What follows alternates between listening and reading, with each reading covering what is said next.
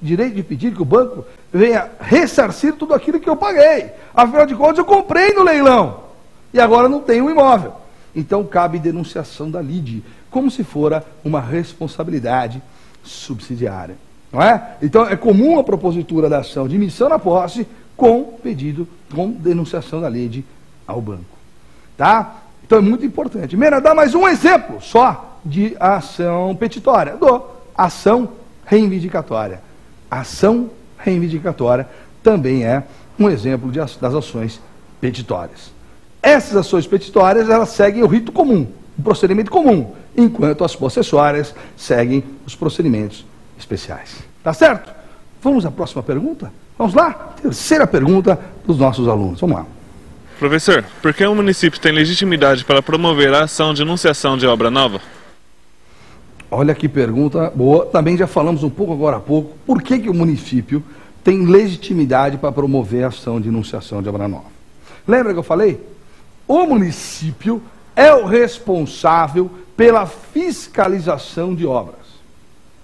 Além do que, o município possui a chamada lei orgânica. O que faz essa lei orgânica? Ela estabelece o chamado plano diretor do município.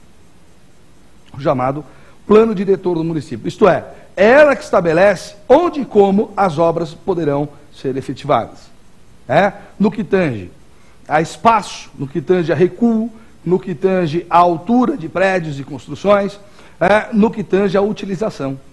Então, como o município é responsável pelas obras, além da lei orgânica, ele tem legitimidade para promover esta ação. Ele é legítimo para promover esta ação.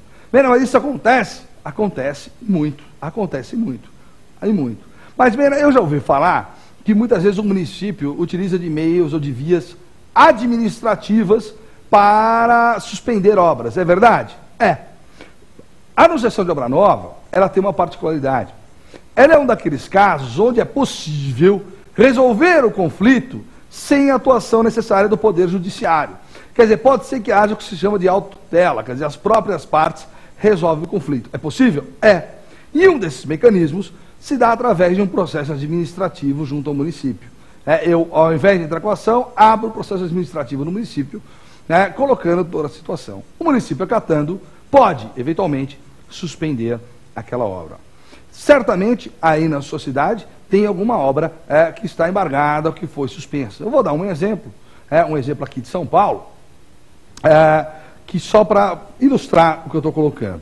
Aqui nós temos um edifício, aqui próximo ao Marginal Pinheiros. Ele é enorme, ele é maravilhoso. Todo mundo passa, é cartão postal. Essa obra está embargada há 4 anos. 4 anos. Agora resolveu o problema. É suspenso há 4 anos. Por quê? Porque esse edifício ele é tão alto que ele atrapalha, para você ter uma ideia, a rota de aviões da cidade de São Paulo. Então foi necessário o quê? Suspender essa obra. Embargaram a obra. Não é? Agora resolveram, tem uma forma lá, dentro da engenharia técnica, eles vão diminuir o prédio sem demolir o prédio. Mas foi necessário suspender a obra. Claro, porque estava exatamente no sentido contrário da lei orgânica do município. Então, por isso que o município, a municipalidade, tem legitimidade para promover a situação. Tá? Agora, não se esqueça, não é só o município. O vizinho pode promover a situação e também o condômino. O vizinho e também o condômino. Então, você toma um pouco de cuidado com isso, tá? Porque tem aí 3 possibilidades aí no que tange a legitimidade. Tá certo? Vamos à próxima pergunta? Vamos lá? Próxima pergunta. Se o embargo da obra for prejudicial ao réu, o que ele deve fazer? Grande pergunta. Pergunta de quem conhece enunciação de obra nova, porque é um ponto que raramente é discutido. A pergunta é a seguinte. O juiz determina o embargo da obra. O juiz determina a suspensão da obra. E o réu, eu admiti que seja o construtor daquela obra, se sente prejudicado com aquele embargo. Ele entende que o prejuízo sofrido por ele será maior do que o prejuízo do autor. Prejuízo aqui é econômico. econômico. Ele fala, pera um pouquinho, a suspensão dessa obra causará prejuízos. Eu preciso que essa obra continue. Tem que fazer? Será que eu posso fazer alguma coisa? Será que existe alguma medida para isso? Você vai pensar, eu sei, ele agrava. Ele agrava, ingressa, interpõe um recurso de agravo de instrumento contra a decisão do juiz que concedeu a liminar. Veja bem, não é caso de agravo pelo seguinte, ele não está contrariando, ele não pretende contrariar aquela decisão proferida pelo juiz. Ele não está dizendo que a liminar era indevida. O que ele está dizendo é o seguinte, que a concessão daquela liminar causará a ele grandes prejuízos. Repito, econômicos, grandes prejuízos. Então o recurso não vai resolver num caso como esse. O que ele precisa é convencer o juiz a ponto de dar continuidade àquela obra. É possível? É. O réu poderá, a qualquer momento, atravessar uma petição no processo, requerendo a continuidade da obra. Imediatamente. Para tanto, existem então duas condições. Primeiro, ele tem que demonstrar o prejuízo econômico. Se não demonstrar prejuízo econômico, já não serve. Segundo, além do prejuízo, ele deverá prestar caução. Por que caução? Ele deverá apresentar uma garantia naquele processo. Uma garantia naquele processo, caso o juiz venha julgar procedente a ação de enunciação. Então ele tem que prestar caução. Tá? Então, além do prejuízo, caução. Na verdade, meus amigos, é uma tutela de urgência às avessas. No fundo, é uma tutela de urgência pleiteada pelo réu. Veja, o juiz concedeu a liminar e embargou a obra. O juiz fala, o réu fala assim, não, olha, o meu prejuízo é maior. Juiz, dê continuidade, por favor, àquela obra. Pelo amor de Deus, àquela obra. Está aqui a caução. Vou dar um exemplo. Nós tivemos também em São Paulo um caso interessante, que todo mundo soube, que houve um problema na obra do metrô aqui em São Paulo, recentemente. No metrô aqui em São Paulo. Uma obra aqui em São Paulo.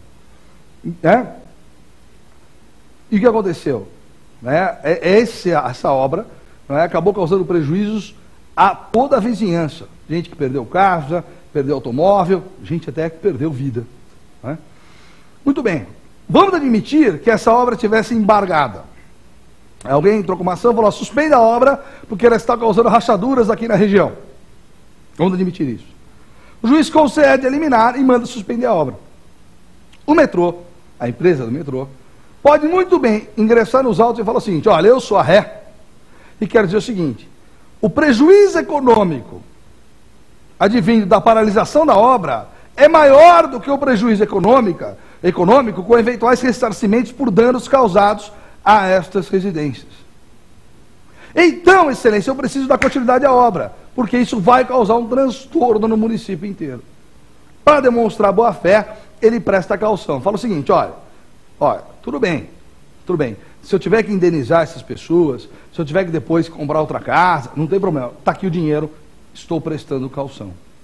E aí o juiz, então, avaliando que o prejuízo da companhia do metrô seria maior, ele inverte e determina a continuidade da obra. Entenderam isso? Tá? Veja que interessante. Agora falando com você, que é leigo, você que não faz direito, você que gosta do nosso programa e consegue, através dele, extrair informações importantes. Veja como o direito faz parte do seu dia a dia. Veja como o processo civil é importante. Veja quantos instrumentos nós temos. O problema qual que é? É que a nossa sociedade nem sempre conhece esses instrumentos. Não é? E estamos aqui também para isso. Ok?